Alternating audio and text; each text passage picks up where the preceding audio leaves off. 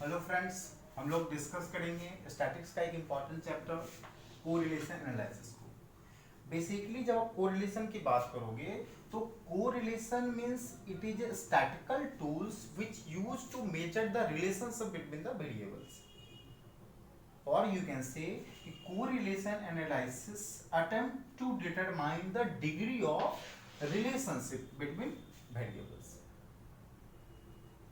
जैसे अगर मान लो प्राइस इंक्रीज कर रहा है तो डिमांड डिक्रीज करेगा, तो यहाँ पर प्राइस और डिमांड के बीच अगर कोई रिलेशन है तो उस रिलेशन को अगर आप मेजर करना चाहोगे तो वो स्टैटिकल टूल्स आपका क्या कहलाएगा, कोरिलेशन कहलाएगा। Basically problem of analyzing the relation between variables को तीन कैटेगरी में बांटा गया।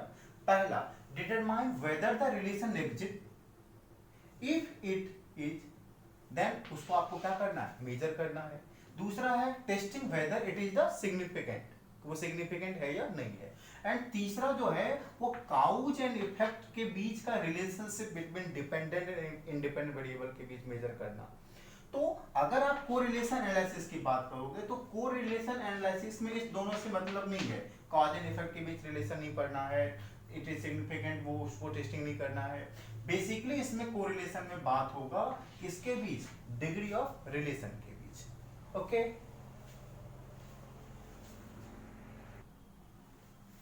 अब हम लोग बात करेंगे टाइप्स ऑफ कोरिलेशन का। टाइप्स ऑफ कोरिलेशन में सबसे पहला टाइप है आपका पॉजिटिव कोरिलेशन। सिंपल सा कॉन्सेप्ट है कि अगर मान लीजिए कि x एंड y दोनों वेरिएबल सेम डायरेक्शन में चेंज होगा तो वो आपका कौन सा कहलाएगा, पॉजिटिव कोरिलेशन। इनकम के बढ़ने से कंजम्पशन एक्सपेंडिचर बढ़ेगा, इन्वेस्टमेंट ज्यादा होगा तो रिटर्न भी मिलेगा। राइस का प्रोडक्शन में क्या ना कि अगर रेन अच्छी होगी तो राइस का प्रोडक्शन बढ़ेगा, हाई प्राइस पे हाई सप्लाई होता है। तो यहाँ पर जब दोनों वेरिएबल में सेम डायरेक्शन में चेंज होगा तो वो आपका कौन सा कहलाएगा, पॉजिटिव कोरिलेशन।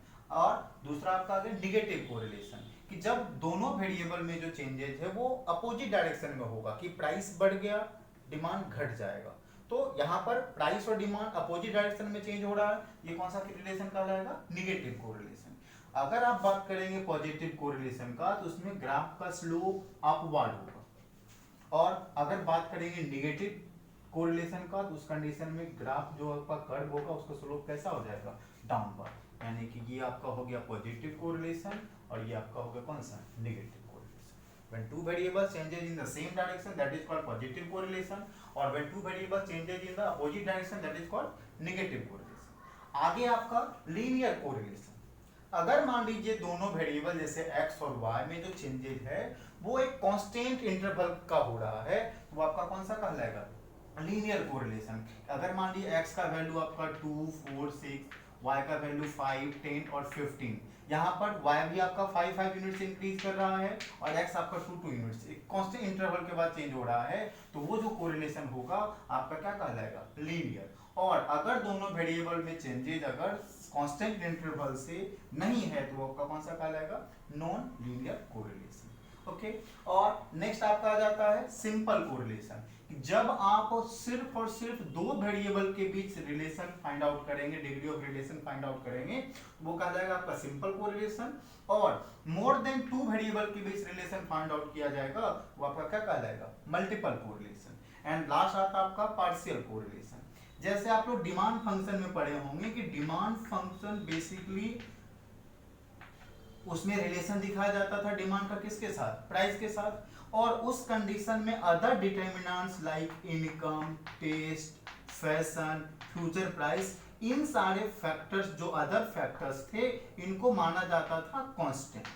यहाँ तो है डिमांड के साथ रिलेशन हम दिखा रहे हैं बेसिकली प्राइस के साथ, और बाकी सारे फैक्टर को क्या मान रहे हैं, कांस्टेंट मान रहे हैं। तो मोर देन टू वेरिएबल्स होगा लेकिन वहां पर अदर वेरिएबल्स को कांस्टेंट मान करके सिर्फ दो वेरिएबल के बीच रिलेशन अगर हम शो करेंगे तो आपका कौन सा कोरिलेशन कहलाएगा, पार्शियल कोरिलेशन। तो टाइप्स में positive correlation means changes in same direction, negative correlation दोनों वेरिएबल में चेंजेस अपोजिट डायरेक्शन में होगा।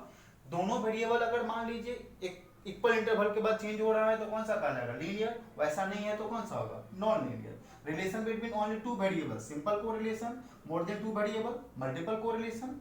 मोर देन टू वेरिएबल होगा बट रिलेशन सिर्फ दो वेरिएबल में फाइंड आउट करें आप और अदर वेरिएबल को कांस्टेंट मान के चलेंगे, वो आपका कौन सा कोरिलेशन कहलाएगा? Partial correlation. ओके, अब हम लोग बात करेंगे degree of correlation coefficient. Basically correlation को हम लोग अल्फाबेटिकली आर से दिखाते हैं। डिग्री की अगर हम बात करेंगे तो मान लीजिए ये स्ट्रेट लाइन का, सॉरी, ये आपका नेगेटिव इंटीजर, ये आपका पॉजिटिव इंटीजर, मान लीजिए 1 है, यहाँ पर वैल्यू 0 आ गया। याद रहे कोरिलेशन कोएफिशिएंट का जो डिग्री है वो लाई करेगा किसके बीच? -1 से लेकर के +1 के बीच। अगर दो वेरिएबल में कहीं से किसी भी प्रकार का कोई रिलेशन नहीं होगा तो उस कंडीशन में आर का वैल्यू कितना आएगा?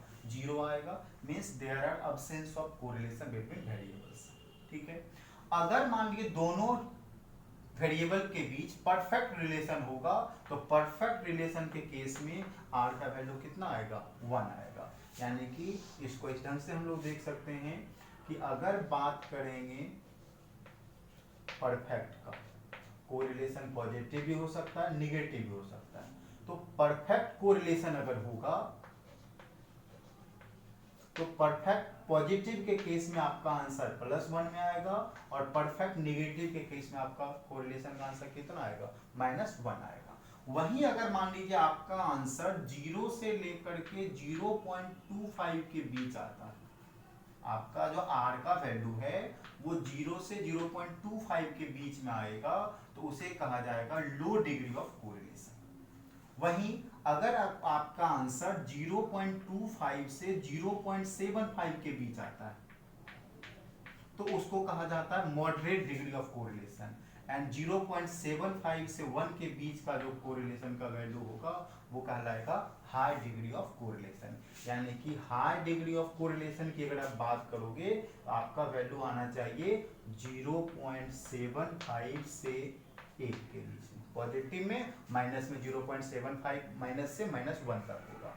अगर आप बात करेंगे मॉडरेट डिग्री ऑफ कोरिलेशन तो वहां पर आपका वैल्यू लाई होना चाहिए किसके बिटवीन में? 0.25 से 0.75 के बीच में। नेक्स्ट आपका लो डिग्री ऑफ कोरिलेशन, 0 से आपका आंसर 0.25 के बिटवीन में अगर आता है तो वहां पर आपका डिग्री ऑफ कोरिलेशन कौन सा वाला कहा जाएगा? लो। And in case of absence of correlation R का जो वैल्यू है वो कितना आएगा? 0। ये आपका हो गया कौन सा? Degree of correlation. यहाँ भी देखेंगे हम लोग 0 से -0.25 के बीच अगर आता है तो वो लो डिग्री ऑफ कोरिलेशन निगेटिव वाला, -0.25 से -0.75 के बीच अगर आपका आता है तो ये आपका कहलाएगा moderate degree of correlation. And -0.75 से -1 के बीच आएगा तो high degree of negative correlation हो जाएगा। तो ये हम बात कर रहे हैं किसका? डिग्री ऑफ कोरिलेशन कोएफिशिएंट का।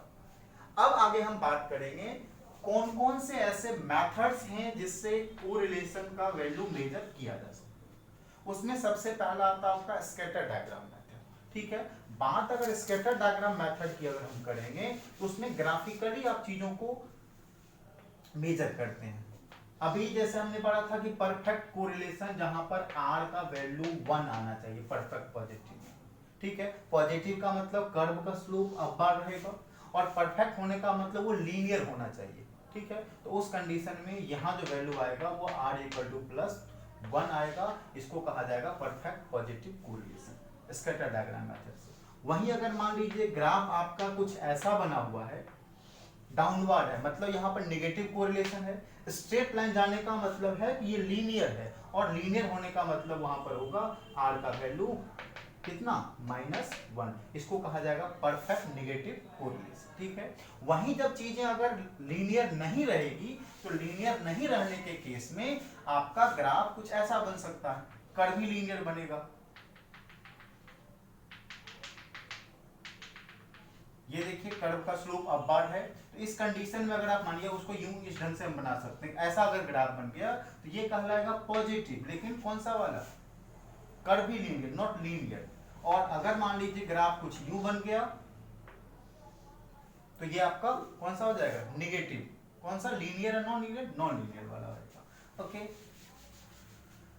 बेसिकली इसमें आपका दूसरा मेथड आपका आता है किसका, कार्ल पियर्सन कोएफिशिएंट का, जो सबसे ज्यादा इंपॉर्टेंट है, जहां से एग्जाम में क्वेश्चंस आते हैं उसको हम लोग पढ़ते हैं, ठीक है। Karl Pearson coefficient of correlation.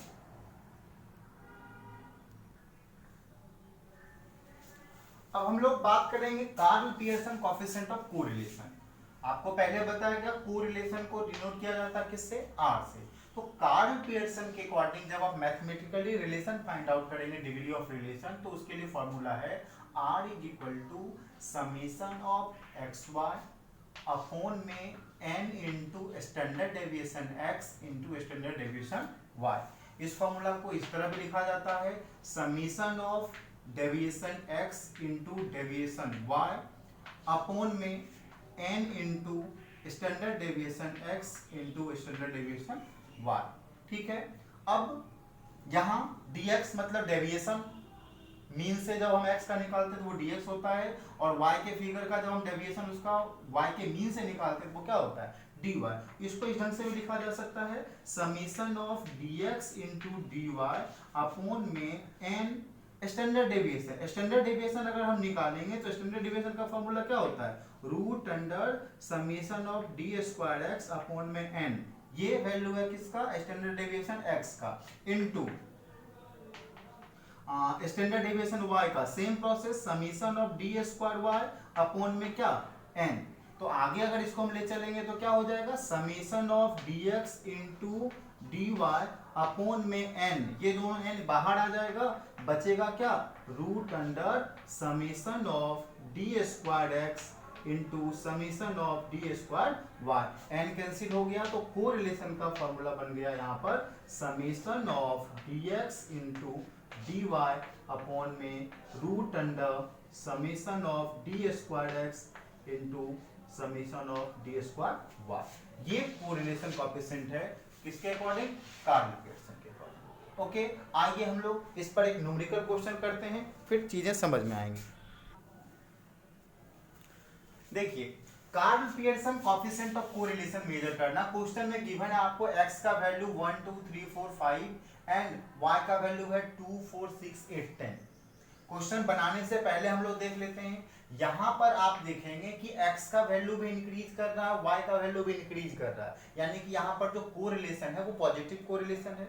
और उसके बाद देखिए यहां पर x का वैल्यू एक कांस्टेंट फिगर से बढ़ रहा है और y का वैल्यू भी कांस्टेंट फिगर से बढ़ रहा है। इसका सीधा सा मतलब है कि ये जो आपका लीनियर कोरिलेशन है, पॉजिटिव कोरिलेशन है, और उस केस में आपका जो आंसर आएगा वो परफेक्ट कोरिलेशन होगा, r इज इक्वल टू +1, क्योंकि दोनों वेरिएबल सेम डायरेक्शन में चेंज हो रहा है, तो आंसर आपका प्लस में आएगा, पॉजिटिव आएगा, लीनियर है इसलिए इसका आंसर कितना आएगा, 1 आएगा। बट हम लोग मैथमेटिकली इसको कार्ल पियर्सन का जो फॉर्मूला था उससे सॉल्व करते हैं। वैल्यू गिवन है x एंड y का, तो सबसे पहले हम लोग यहाँ पर लिख लेते हैं x को टेबल के फॉर्म में, यहाँ पर आ गया 1 2 3 4 और 5, ठीक है।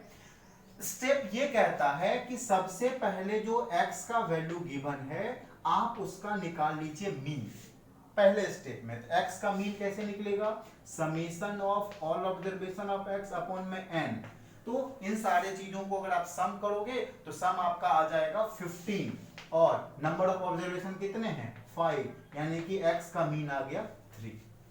नेक्स्ट स्टेप आपका मीन निकालने के बाद है कि आपको डेविएशन निकालना है। डेविएशन कैसे निकलेगा, x माइनस एक्स बार, यानी कि ईच एंड एवरी वैल्यू को मीन से हम माइनस कर लेंगे तो वो निकल जाएगा डेविएशन। यहां हम लिख देते हैं deviation means x minus X bar, ठीक है। मीन का जो वैल्यू आपका आया हुआ है वो कितना आया हुआ है, 3। यहां आ जाएगा 1 माइनस 3 माइनस 2, 2 माइनस 3 माइनस 1, 0 1 और 2, ये डेविएशन निकल गया। थर्ड स्टेप में हमें करना होता है उस डेविएशन का स्क्वायर, तो डेविएशन का स्क्वायर यहां पर कर लिए डी स्क्वायर एक्स वाले का, तो डी स्क्वायर आ जाएगा आपका 2 का 4 1 0 1 और 4। ये स्टेप हमने x के साथ करा। सेम ट्रीटमेंट आपने करना y के साथ। क्या, तो y का मीन निकालना है, तो समेशन ऑफ y अपॉन में n, यहां लिख दीजिए आप y का वैल्यू यहां क्वेश्चन में गिवन है 2 4 6 8 और 10, ठीक है। मीन निकलेगा, इसका सम आप करेंगे तो समेशन ऑफ y आ जाएगा 30, n का वैल्यू है 5, यानी कि y का मीन आ गया 6। y आपका मीन आपने निकाला, तो नेक्स्ट स्टेप जो आपका 5वां है उसमें आपको क्या निकालना होगा, डेविएशन y का। कैसे निकलेगा, y माइनस y का मीन। यहां लिख लीजिए डेविएशन y माइनस y का मीन। ठीक है, यानी कि यहाँ पर y का वैल्यू मीन का आया हुआ था कितना, 6, 2 माइनस 6 माइनस 4 माइनस 2 0, इसके बाद यहाँ आ गया 2 और 4। फिर डेविएशन जैसे x का हमने स्क्वायर करा था उसी तरीके से डेविएशन y वाले का भी क्या करना है, आपने स्क्वायर करना है, डी स्क्वायर y। यहाँ आ जाएगा 16 0 4 0 4 और कितना 16। एंड लास्ट में आपको एक कॉलम ऐड करना होता है, उस कॉलम में आपने करना क्या है, डेविएशन जो x का था उसको आप मल्टीप्लाई कर लेंगे किससे, डेविएशन y से, मल्टीप्लाई करके उसका सम कर लेंगे। ठीक है, यानी कि यहाँ पर हेडिंग बनेगा deviation x into deviation y। ये डेविएशन x, ये डेविएशन y, 4 2 जा माइनस माइनस प्लस 8, फिर आपका आ जाएगा 2, ये 0, फिर 2 एंड 4 2 जा 8। अब यहां देख लीजिए n का वैल्यू कितना है, 5 है। फिर यहां पर आप ऐड कर लीजिए किसको, डी स्क्वायर एक्स को। डी स्क्वायर एक्स कितना आ जाएगा आपका 10। आप ऐड कर लीजिए डेविएशन y वाले के स्क्वायर वाले का, कितना आ जाएगा आपका 40। और लास्ट में आप निकाल लीजिए सम dx इंटू dy, ये वैल्यू आपका आ जाएगा 20।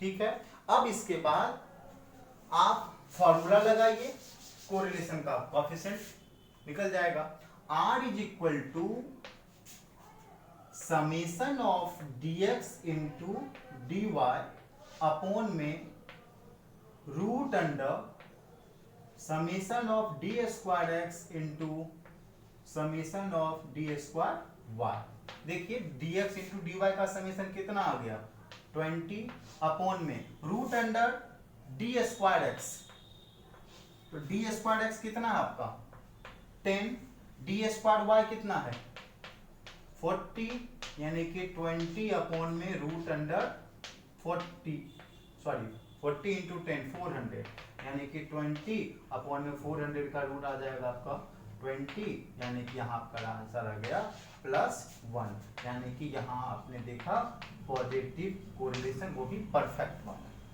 ये मेथड कौन किसका है, Karl Pearson coefficient of correlation, r equal to summation of dx into dy upon में root under D square x into D square Y. इससे पिछले स्लाइड में हम लोग देखे थे कि कोरिलेशन कोएफिशिएंट का कार्ल पियर्सन के अकॉर्डिंग एक दूसरा फॉर्मूला लिखा गया था। फॉर्मूला कुछ यूं था, r is equal to summation of dx into dy upon में n into standard deviation x into standard deviation y। अगर मान लीजिए इस फॉर्मूला को यूज करके अगर हम क्वेश्चन बनाएंगे तो उसके लिए हमें क्या करना होगा, सबसे पहले हमें निकालना होगा क्या, स्टैंडर्ड डेविएशन x का। स्टैंडर्ड डेविएशन निकालने का तरीका है कि आप क्या करें, d square x by n का रूट अंडर कर लें। तो डी स्क्वायर एक्स कितना आपका यहाँ पर 10 और यहाँ n का वैल्यू है 5, यानी कि आपका यहाँ वैल्यू आ गया कितना √2। अब स्टैंडर्ड डेविएशन y का अगर आप वैल्यू मेजर करना चाहेंगे तो स्टैंडर्ड डेविएशन y का कैसे निकलेगा, root under summation of D square y upon में n। तो डी स्क्वायर y का वैल्यू कितना है 40 अपॉन में 5, यानी कि यहाँ आ जाएगा रूट का वैल्यू कितना 8। अब वैल्यू पुट कर दीजिए, summation of dx into D y कितना है 20 अपॉन में n का वैल्यू कितना है 5 into root under 2 multiply root under 8, यानी आ जाएगा आपका 20 अपॉन में 5 इंटू इसका हो जाएगा रूट अंडर 16 का वैल्यू 4, यहाँ पर आ गया 4, 20 अपॉन में 20, यानी कि यहाँ पर भी r का वैल्यू कितना आ गया +1, परफेक्ट पॉजिटिव। ठीक है, तो आप दोनों फार्मूला यूज करके बना सकते हैं। इस फार्मूला बेसिकली आपको अलग से निकालना पड़ेगा क्या, स्टैंडर्ड डेविएशन x और standard deviation y। Standard deviation हम लोग पढ़े हैं पहले से कि x में से डेविएशन निकाल करके फिर स्क्वायर कर देते हैं और डी स्क्वायर एक्स अपॉन में n का रूट अंडर स्टैंडर्ड डेविएशन हो जाता है। तो ये टोटली आपका हो गया Karl Pearson coefficient of correlation. Okay,